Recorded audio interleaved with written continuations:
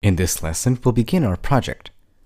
We'll start by creating a set of files and folders that will consist of our application. So let's just go ahead and get down to it. I'm using Vim as my text editor, but you can use any one you want, either Sublime Text, Emacs, or any other IDE if you want to. The important thing is we have a terminal so that we can run our tests. Vim integrates pretty tightly with a terminal, so this will be an easy process. Away is the name of the project. I wanted to name it like this because it can relate to people wanting to step away for a while from their routine and just take a couple days to relax. So away it is. Inside this folder, I'll create a lib folder and a test folder. Our code will be inside lib and our tests will be inside test. Let's also create a couple of files, the gem file and the rake file. The gem file will contain all of the dependencies that we'll use throughout the entire application. The rake file will contain the test task for now. It will load the entire test suite. Inside lib, we'll create the away folder. The away folder will contain every single file in our project. They will all be under an away namespace, which we'll use throughout the tests as well. By the way, the test helper should be inside the test folder, so we'll create that. Next, I'll create a unit folder to store our unit tests. And finally, an integration folder which will contain the tests to run the entire application from one side to the other. Let's open our gem file. As you can see, I've already entered some information. This is the source for Ruby gems, which we'll need to use when downloading all of our dependencies. We're going to be using SQL and SQLite 3 as the gems to interact with the database. We'll be using Rake, the latest version, so I'll just put it in there. And we'll create a test group. The test group will contain gems necessary to run our tests, like Minitest. We're going to specify that we want to require Minitest/autorun instead of just plain Minitest. This way we'll be able to run unit tests in Minitest unit or Minitest spec. For this course, I'm going to be using Minitest unit. But if you want to, you can use the spec version at will. We're also going to be using PryDebugger. This can prove useful when you're trying to debug information inside your tests. When running them, you might want to take a look at the data inside your test and the code being run. So this gem will prove useful. We can save the file and type in the bundle command. The bundle command will install all of these dependencies. We're going to have some more later on in the course, but for now we can stick with these. After the gems are installed, we'll create our very first test. Okay, the bundle is complete. We have all of our dependencies so far. Let's go ahead and introduce the test helper and insert some data that's necessary. Okay, we are going to require bundler, and then we're going to require all of the gems without any group, and also the gems inside the test group. We're also going to provide an environment variable. It is going to be called app-env, and it's going to have the value of test. This will allow us to set the appropriate test environment, and all of the configurations regarding databases and different variables will reside under this namespace. This will prove useful when instantiating a new SQLite database called test, which we'll do right now. Let's create a DB folder, and inside we'll have our migrate folder to store all of our migrations. We don't need to exactly create the test database. It will be created every time we run the test suite. So don't worry about that. The next thing to do is to actually write the rake file. We will have a set of different instructions to run unit tests and integration tests.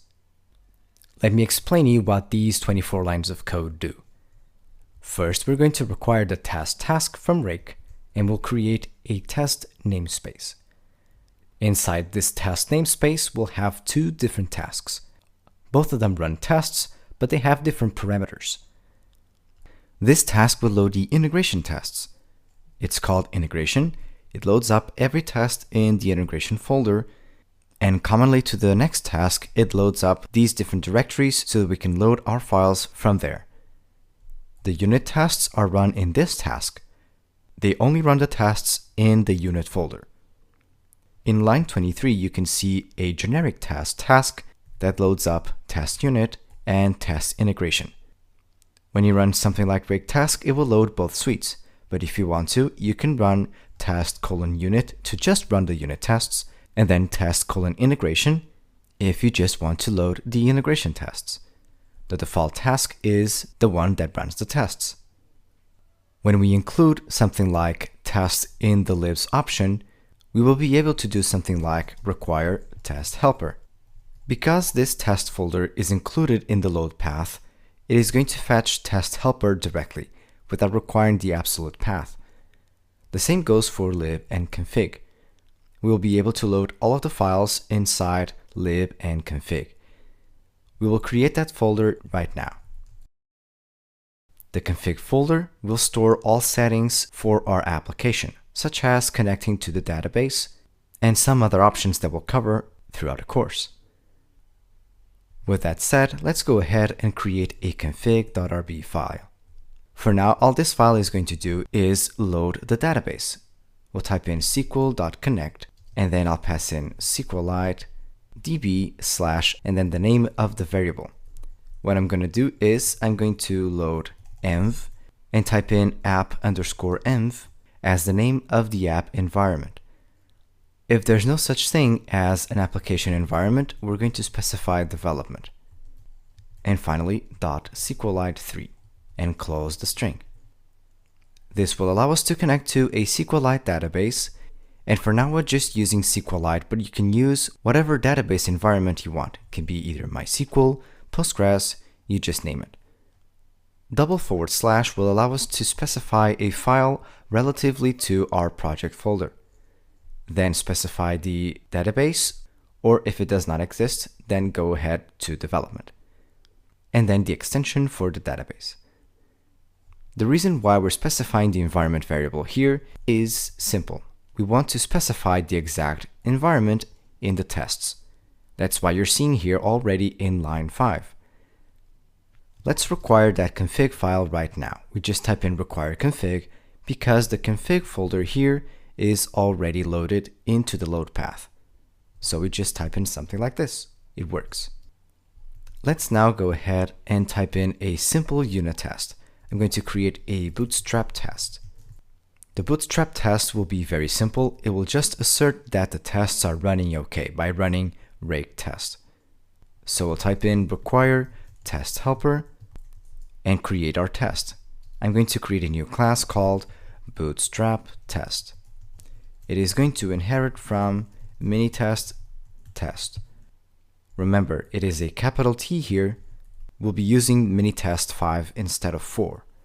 Minitest 5 is up to date and is actually pretty good. I like it a lot. Let's create a method called test bootstraps the test suite. Remember, every test in minitest requires test underscore and then the remaining method. All we're going to do is we're going to assert false. We're going to use assert false first because we want to see a failing expectation.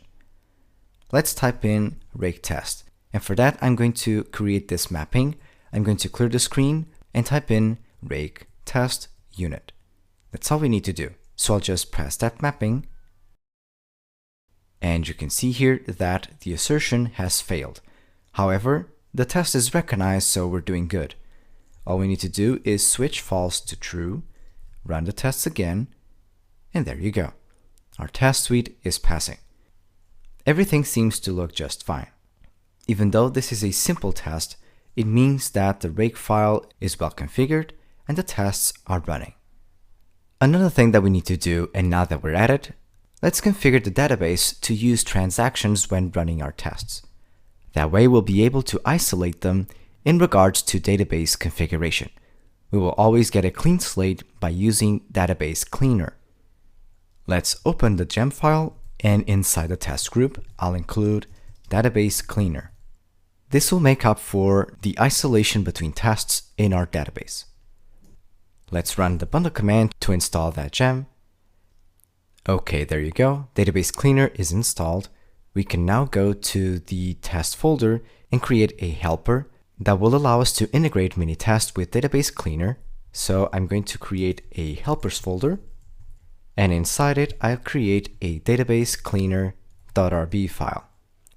Let me paste a snippet of code that does exactly that. We are going to refine Minitest test, and we're going to use before setup and after teardown hooks. And since we want to maintain a clean slate between every single test, we use this before setup to execute something between every test. So you use database cleaner.start, and after every test is run, you use database cleaner.clean. We'll also need to configure database cleaner inside our test helper to use transactions. So we'll do that. First, let's save this file and go to the test helper. All we'll need to do is type in database cleaner.strategy equals transaction. This single line of code will tell database cleaner to use transactions when running each different test. When we run database cleaner.start, it starts a transaction, and then when you use database cleaner.clean, it will roll the transaction back, and therefore no records will be affected, and the database will remain clean. Okay, we now have a good project structure set up. Let's go and jump to the next lesson where we'll start delving into our problem. We'll create our first real test, and we'll define our first piece of code. See you soon.